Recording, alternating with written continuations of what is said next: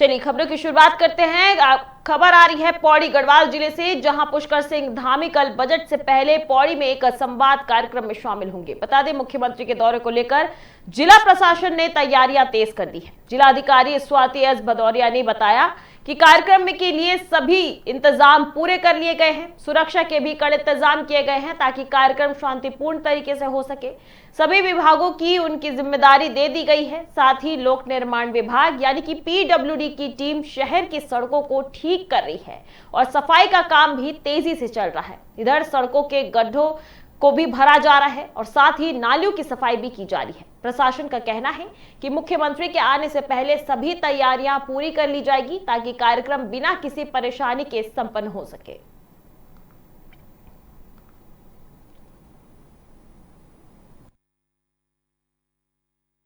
माननीय मुख्यमंत्री जी के भी निर्देश हैं कि जो हमारा बजट हो वो ऑल इंक्लूसिव होना चाहिए और सभी स्टेक होल्डर्स की उसमें इनपुट्स लिए जाने चाहिए। और जो माननीय मुख्यमंत्री जी की यही इसी मंशा के क्रम में उनके अध्यक्षता में यहाँ पे बजट पूर्व संवाद आयोजित किया जा रहा है पौड़ी जनपद में, जिसमें कि पूरे गढ़वाल क्षेत्र के सभी स्टेक होल्डर्स भी आमंत्रित किए जा रहे हैं संबंधित विभागों के द्वारा। और इसमें वित्त विभाग नोडल विभाग रहेगा और जितने स्टेक होल्डर्स हैं उनके जो भी वहाँ पे इनपुट्स आएंगे उसके अनुसार से जो इनपुट्स लेकर वित्त विभाग अपने बजट को भी प्रिपेयर करेगा, जिससे कि एक ऑल इंक्लूसिव बजट यहाँ पे बन सके। इसमें जितने भी हमारे स्टेक होल्डर्स हैं उनके लिए जो भी आवश्यक व्यवस्थाएं हैं वो रांसी स्टेडियम में अभी करने का ये प्लान तय हो गया है। और वहाँ पे जो भी हमारी बैठने का या जो भी प्रेजेंटेशन का और हर चीज़ की व्यवस्थाएं सुनिश्चित कर ली गई हैं।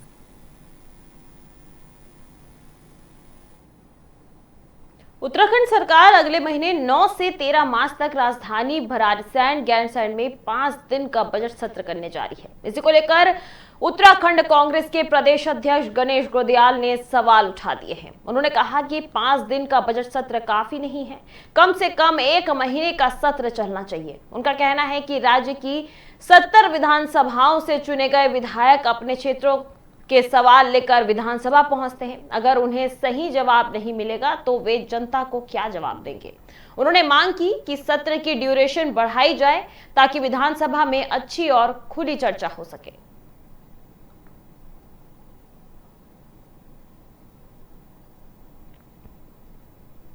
बता दें, देहरादून में 5 दिन का बजट सत्र शुरू होने वाला है जो कि 9 से 13 मार्च तक चलेगा। इस दौरान उत्तराखंड के कांग्रेस प्रदेश अध्यक्ष ने सवाल खड़े किए हैं। उनका कहना है कि 5 दिन का जो बजट सत्र है वो काफी नहीं है, कम से कम 1 महीने का ये सत्र चलना चाहिए।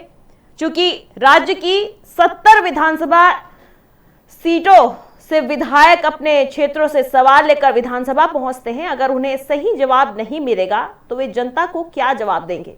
इस दौरान प्रदेश अध्यक्ष ने मांग की है कि सत्र की ड्यूरेशन बढ़ाई जाए ताकि विधानसभा में अच्छी और खुली चर्चा हो सके।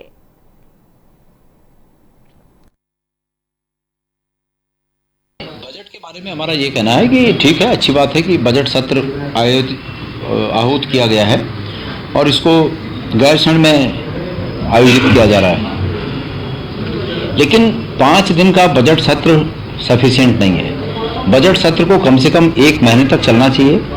70 विधानसभाओं के 70 माननीय विधायकगण अपनी 5-5, 10 समस्याओं को लेकर, प्रश्नों को लेकर विधानसभा आते हैं और उन्हें उनका उचित जवाब सरकार से अगर नहीं मिल पाएगा तो अपने क्षेत्र में जाकर वो क्या कहेंगे। सरकार घिसा पिटा जवाब दे देती है, लेकिन अगर दिन सफिशिएंट हो तो उसमें चर्चा के दौरान अनुपूरक प्रश्न पूछे जाते हैं और प्रश्न पूछने वाला व्यक्ति कुछ हद तक संतुष्ट होकर अपने क्षेत्र में जाकर लोगों को जानकारी दे सकता है। जब उस पर बात ही नहीं होगी तो विधायकगण क्या कहेंगे वहां जाकर। इसलिए मेरा कहना है कि बजट सत्र कम से कम 1 महीने का होना चाहिए। दूसरी बात मेरा ये कहना है कि मुख्यमंत्री के पास ऐसा कैसे मैकेनिज्म है कि जब से मुख्यमंत्री बने हैं सोमवार को कभी सत्र नहीं चला।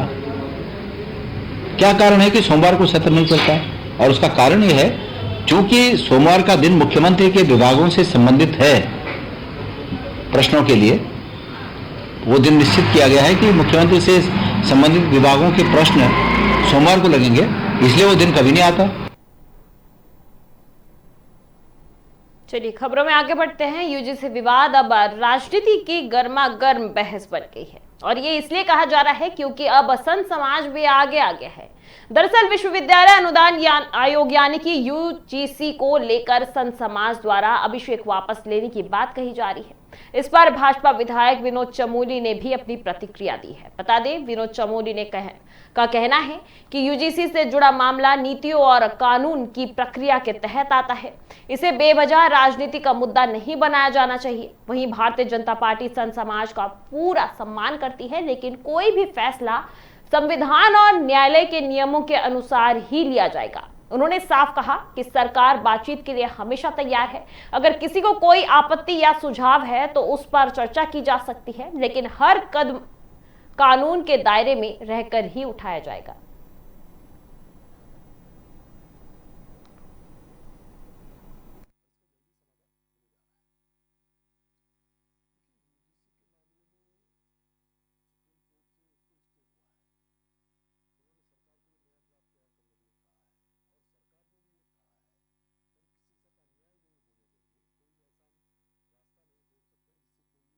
कम्युनिटी या कोई भी व्यक्ति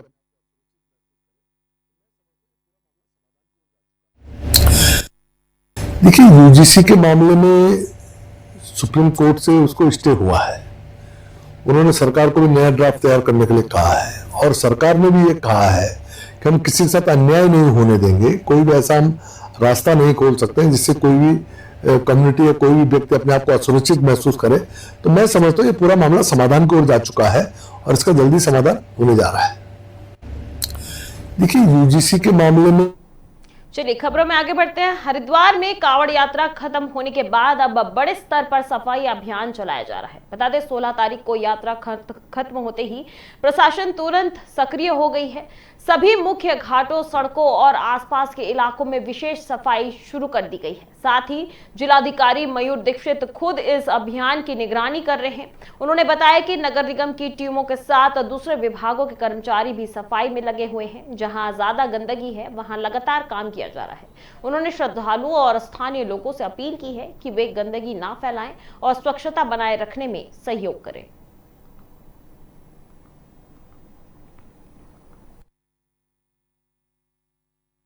सब जान रहे हैं कि हमारे पूरे जनपद में पिछले 3 महीने से सफाई अभियान चल रहा है और अभी रिसेंटली जो शारदीय कांवड़ यात्रा समाप्त हुई उसके बाद पुनः हमें आवश्यकता प्रतीत हुई है इस अभियान को पुनः गति देने की। अभी अभियान हमने जब कांवड़ यात्रा खत्म हुई 16 फरवरी के आसपास, उसके बाद से पुनः सभी लोगों को सहभागिता के साथ एक अभियान चलाया जा रहा है।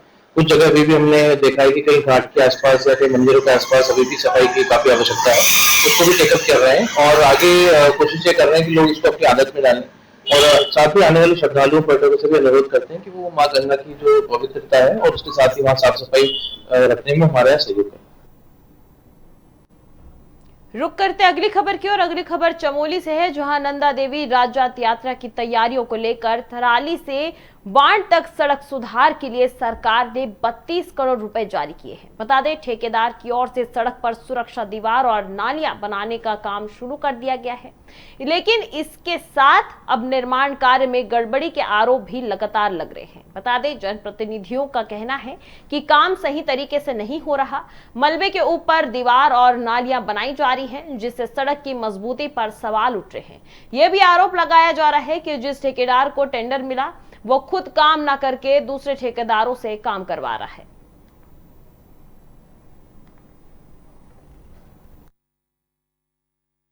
देवाल मार्ग पे जो है 34 करोड़ समथिंग कुछ का कार्य जो है पीडब्ल्यूडी वाला जो पास हुआ है और उसमें जो टेंडर प्रक्रिया हुई है ठेकेदार के नाम पे छूटी है और जबकि जो वो ठेकेदार हैं उन्होंने जो है पेटी कॉन्ट्रैक्ट में अन्य कई लोगों को कार्य दिया है।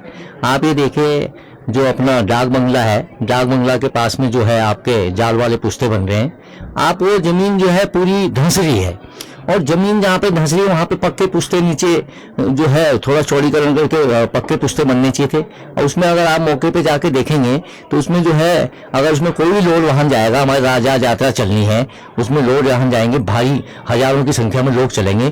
तो मैं कहता हूँ कि अगर उसमें कोई भारी वाहन लोड वाहन चला गया तो वो पुश्ता जो है तुरंत नीचे बैठ जाएगा और उसमें जो है एक दुर्घटना होने की भी पूरी आशा है। बिल्कुल सरकार का ये घोर एक तरह से अन्याय है कि सरकार एक और तो नंदा देवी राजजात की बात कर रहे हैं और उसके कार्यों की बात कर रही है। इनको पिछले साल से सरकार मीटिंग कर रही है, माननीय मुख्यमंत्री जी मीटिंग कर रहे हैं और ये कह रहे हैं कि नंदा देवी के तमाम रास्ते हमने सुदृढ़ कर दिए हैं। लेकिन हकीकत ये है कि जो आपने बताया अभी कि जो थराली वाण मोटर मार्ग है, वो मोटर मार्ग एक मेजर टेंडर आपने किया है और उस मेजर टेंडर को फिर आपने सबमिट कर दिया है। भैया आपने स्थानीय हमारे समय की सरकार में भी ये मुद्दा आया था कि बड़े ठेके के बजाय एक टेंडर देने के बजाय हम छोटे छोटे टेंडर दें ताकि स्थानीय जो हमारे ठेकेदार हैं, स्थानीय लोग हैं, उनको रोजगार मिल सके, उनको कार्य मिल सके और उसकी गुणवत्ता मेंटेन। अब खबर देहरादून से है, जहां राजधानी देहरादून में ट्रैफिक की समस्या लगातार बढ़ती जा रही है। हालात ऐसे हैं कि 10 से 15 किलोमीटर का सफर तय करने में लोगों को 1 घंटे से ज्यादा समय लग रहा है। आम लोग रोजाना जाम में फंसकर परेशान हो रहे हैं। वहीं इस मुद्दे पर उत्तराखंड कांग्रेस के प्रदेश अध्यक्ष गणेश गोदियाल ने सरकार और प्रशासन पर सीधा हमला बोला है और सवाल भी उठाए हैं। उन्होंने कहा कि यातायात पुलिस को सही तरीके से काम करना चाहिए। कई हजारों करोड़ रुपए खर्च होने के बाद भी देहरादून स्मार्ट सिटी नहीं बन पाया है। उन्होंने कहा कि राजधानी में ट्रैफिक व्यवस्था पूरी तरह चरमराई हुई है। इधर जिला प्रशासन, नगर निगम और एमडीडीए को इस पर गंभीरता से ध्यान देना चाहिए। सुनिए और क्या कुछ कहा प्रदेश अध्यक्ष गणेश गोदियाल ने।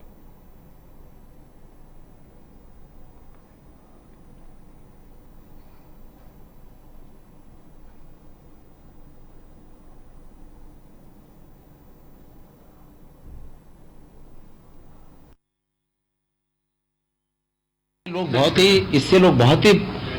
ही तकलीफ में है। जो ट्रैफिक की व्यवस्था है इससे बहुत तकलीफ में है लोग।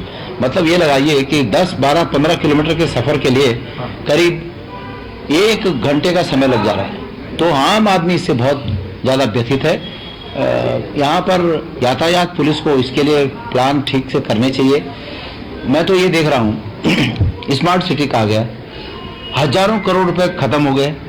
अभी काना रोड से आते हुए देख रहा था, फिर उसको साइड में खोद दिया गया है। भाई क्या कर रहे हैं लोग, समझ में नहीं आता है। और जो खोद दिया उसकी वजह से वहाँ ट्रैफिक जाम हो रहा है। हर जगह पर यही हाल है, कुछ ना कुछ कहीं ना कहीं कोई ना कोई अड़चन पैदा कर रखी है। तो यहाँ का जिला प्रशासन, यहाँ का जो नगर आयुक्त है, अब नगर आयुक्त मतलब वो कहते हैं ना कि वो तो गजबी पर्सनैलिटी के लगे मुझे कि भाई कांग्रेस का कार्यक्रम हो रहा है और रात 12 बजे से हमारे पोस्टर उतारने में लग गया है पहले ही। तो मतलब जो काम करना है वो नहीं है, उस पर ध्यान नहीं है।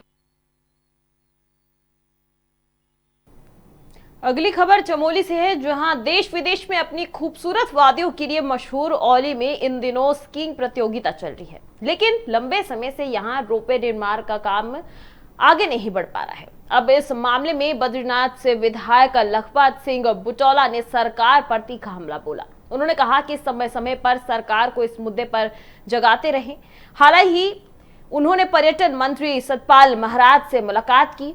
सभी मंत्रियों ने पर्यटन सचिव को बुलाकर सुझावों पर सहमति दी और रोपवे काम में तेजी लाने के निर्देश भी दिए। इधर साथ ही विधायक ने बताया कि 2022 में रोपवे के एक पिलर में दरार आ गई थी, जिसके बाद काम रुका हुआ था, लेकिन अब इस पर फिर से काम शुरू करने की बात कही जा रही है।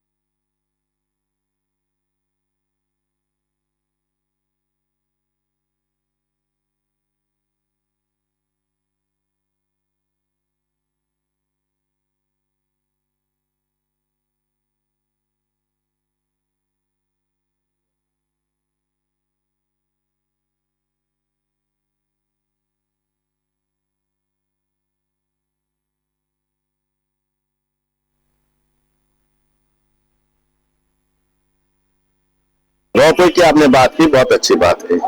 मैं अभी इसको लेके 15 एक दिन पहले माने सतपाल महाराज जी से और मैं उनका धन्यवाद देना चाहता हूं कि उन्हें पर्यटन सचिव को बुलाए हुए थे और इसको लेके उन्होंने 5-6 चीजों को लेके बात की, और जिसमें से एक आपने देखा कि औली में आजकल स्क्रीनिंग का काम हुआ है, तो उसके लिए भी धन्यवाद है कि वहां पे हुआ। लेकिन जो एक पिल्लर वहां पे हल्की सी दरार आ रखी है, उसको ये कहा गया उसको ठीक किया जाएगा, जल्दी ठीक है, बशर्ते बहुत लंबा समय हो गया। और या 2022 के बाद जब उस चीज को लगभग 1 महीने या 15-20 दिन में ठीक होना चाहिए था, उसके लिए 3 साल लग गए। देर तो हुई, लेकिन क्योंकि मैं लगातार उसके लिए संघर्ष कर रहा हूँ और सरकार और विशेषकर माननीय मुख्यमंत्री जी ने माननीय मंत्री जी ने, पर्यटन मंत्री जी ने उसमें संज्ञान लिया और पर्यटन मंत्री जी ने संज्ञान लेकर के इसको दूर करने का आश्वासन दिया मुझे।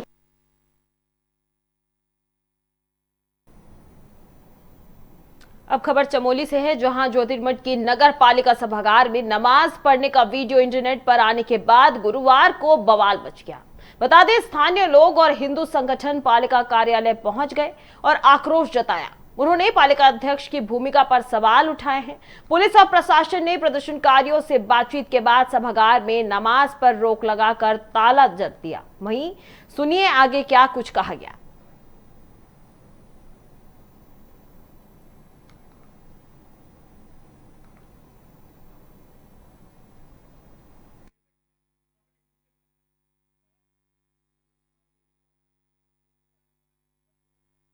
ये जो मामला था,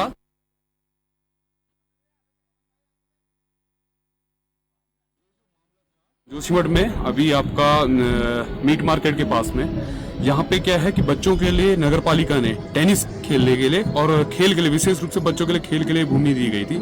लेकिन यहाँ पे जब ये बच्चों को दे दी गई भूमि है, वहाँ पे टेनिस गेम होने हैं, लेकिन यहाँ पे हमारे कुछ क्षेत्र में मुस्लिम लोग यहाँ पे नमाज पढ़ रहे थे, जो कि गैर कानूनी है, क्योंकि वहाँ पे उन लोगों को यह नहीं दिया गया है और वो वहाँ पे बिना किसी परमिशन के, गैर परमिशन के यहाँ पे आके नमाज पढ़ रहे थे, जिसका लोगों ने एसडीएम साहब के पास जाके हम लोगों ने विरोध जताया है। देखिए, ये हमारे संज्ञान में आया हुआ है। जो यहाँ के कुछ लोकल लोग थे, उनका ये कहना था कि जो नगर पालिका के स्वामित्व की एक बिल्डिंग है, उसमें कुछ धर्म के लोग जो नमाज पढ़ रहे थे। तो जैसे ये मामला हमारे संज्ञान में आया, तो दोनों पक्षों को हमारे द्वारा बुलाया गया है और उसमें एक दोनों पक्षों को समझाया गया है। उसका एक समाधान का हम प्रयास कर रहे हैं कि किसी भी तरीके से कोई अव्यवस्था वाली स्थिति न बने और यहाँ पे सांप्रदायिक सौहार्द बना रहे। देहरादून से एक खास खबर सामने आई है। दरअसल उत्तराखंड सरकार ने शिक्षा को और आधुनिक बनाने के लिए बड़ा कदम उठाया है। बता दें, अब राज्य के शिक्षक मुकुल कुमार सती की अगुवाई में शिक्षकों को आर्टिफिशियल इंटेलिजेंस यानी कि एआई की ट्रेनिंग दी जाएगी, ताकि वे इस नई तकनीक में माहिर हो सके। बता दें, इसका मकसद क्लास टीचिंग में एआई को शामिल करना है। इसके तहत एक विशेष कार्यक्रम तैयार किया जाएगा, जिसमें टीचर्स को एआई के इस्तेमाल, डिजिटल टूल्स, क्लासरूम टेक्नोलॉजी और डाटा से जुड़ी जरूरी जानकारी दी जाएगी। राज्य के लगभग 13,825 सरकारी स्कूलों में यह योजना लागू की जाएगी।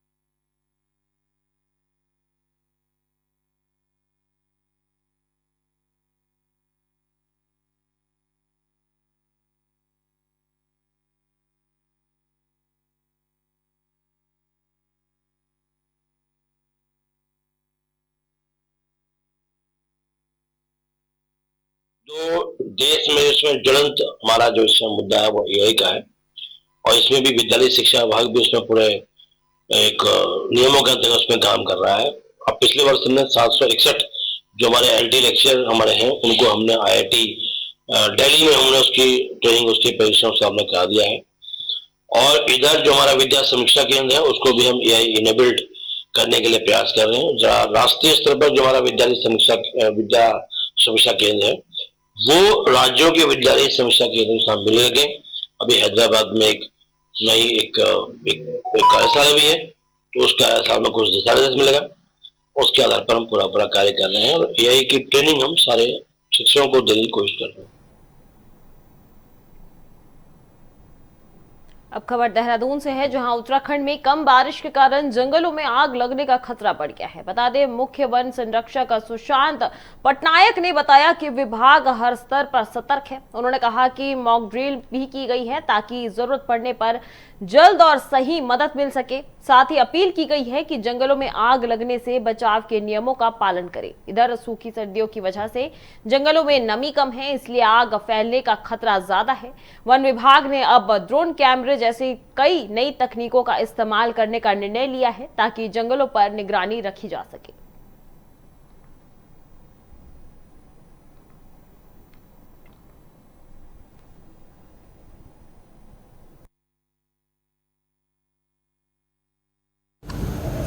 जैसे कि आपको पता है कि इस वर्ष बारिश कम होने और उच्च हिमालयी क्षेत्रों में हिमपात भी कम होने के दृष्टिगत वनाग्नि की घटनाएं अधिक होने की संभावना है। तो उसकी दृष्टिगत ये हमारे लिए वन विभाग के लिए बहुत बड़ी चुनौती है वनाग्नि के नियंत्रण और प्रबंधन की, जिसके लिए हमने अपने स्तर से पूरी तरह से प्रिपेयर्ड हैं, चाहे क्रूज स्टेशन स्तर पर हो, वन प्रभाग स्तर पर हो, वन मुख्यालय स्तर पर हो।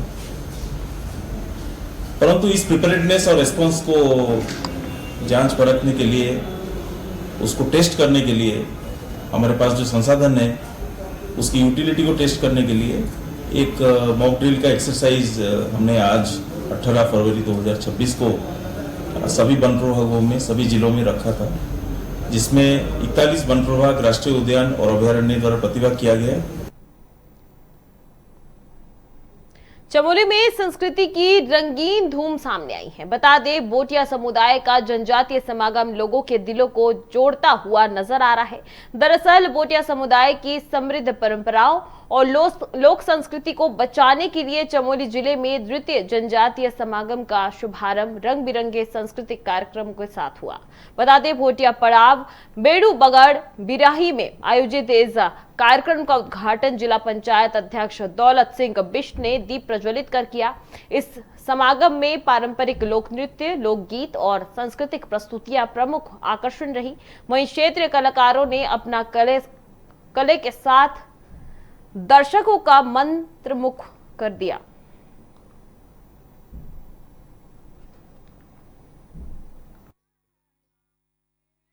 तो आप सभी मीडिया के बंधुओं का बहुत बहुत धन्यवाद कि आप यहाँ पे आए। और मैं आज जिस कार्यक्रम में यहाँ पे पहुँचा हूँ, ये हमारे जनजाति समूह के द्वारा कार्यक्रम रखा गया है।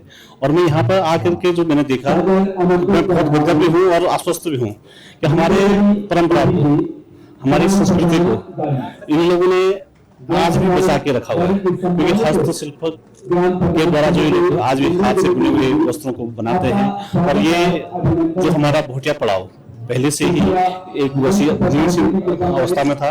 शायद जो मेरे जानकारी में काफी लोगों ने यहाँ पे कुछ अतिक्रमण की बात भी सामने आई थी, और मैं आश्वस्त हूँ कि इस तरह के आयोजन से कि हमारे समूह के लोग हैं, इनका निश्चित ही विकास होगा। ये लोगों को पता है कि जो जनजाति समुदाय है वो चमोली क्षेत्र में एक विशिष्ट पहचान रखती है, और उनकी वेशभूषा की विशिष्टता अलग से है, उनकी बोली भाषा अलग से है, रहन सहन खान पान से लेकर के हर चीज जनजाति की विशिष्ट है। उसके साथ साथ हम लोगों ने अपनी संस्कृति, अपनी सभ्यता को बचाने के लिए पिछले वर्ष से जनजाति समागम के नाम से इस कार्यक्रम को आयोजित करने का प्रयास किया है। भारतीय जनता पार्टी के राजपुर से विधायक खजान दास ने स्मार्ट सिटी परियोजना के कामों पर नाराजगी जताई है। उन्होंने कहा कि वह पहले भी इन कामों से संतुष्ट नहीं थे और आज भी पूरी तरह संतुष्ट नहीं है। उनके अनुसार जिस स्तर और गुणवत्ता के साथ काम होना चाहिए था, वैसा काम नहीं हुआ है। विधायक का कहना है कि स्मार्ट सिटी के तहत कई जगहों पर खामियां देखने को मिली हैं।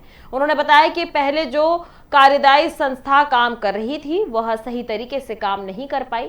इसी वजह से परियोजना के काम प्रभावित हुए हैं। हालांकि उन्होंने सुधार के लिए उठाए गए कदमों पर मुख्यमंत्री का आभार भी जताया है। अब उत्तराखंड में अलग अलग सरकारी विभागों को काम सौंपा गया है, जैसे जल निगम, जल संसाधन, बिजली विभाग और लोक निर्माण विभाग। विधायक के मुताबिक इन विभागों के जुड़ने से व्यवस्था में कुछ सुधार दिखाई दे रहा है।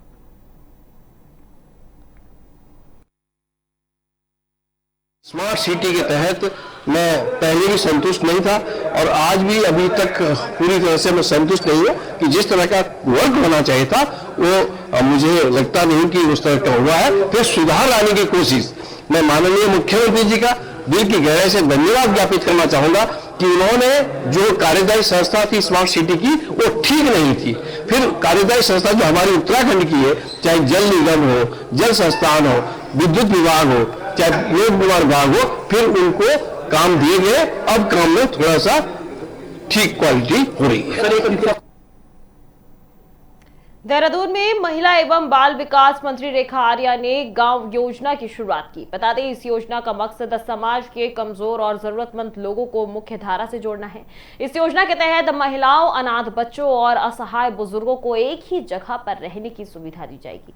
उन्हें परिवार जैसा माहौल मिलेगा ताकि वे अकेलापन महसूस ना करें। अनाथ बच्चों को मां जैसा स्नेह और अच्छी शिक्षा दी जाएगी। बुजुर्गों को सम्मान, देखभाल और सहारा मिलेगा। वहीं महिलाओं को सुरक्षा के साथ साथ आत्मनिर्भर बनने का भी मौका दिया जाएगा। मंत्री रेखा आर्या ने कहा कि यह सिर्फ सरकारी योजना नहीं बल्कि एक परिवार बनाने की कोशिश है। इसका उद्देश्य है कि हर जरूरतमंद व्यक्ति को रहने की जगह, शिक्षा, इलाज और सम्मान के साथ जीने का अधिकार मिल सके।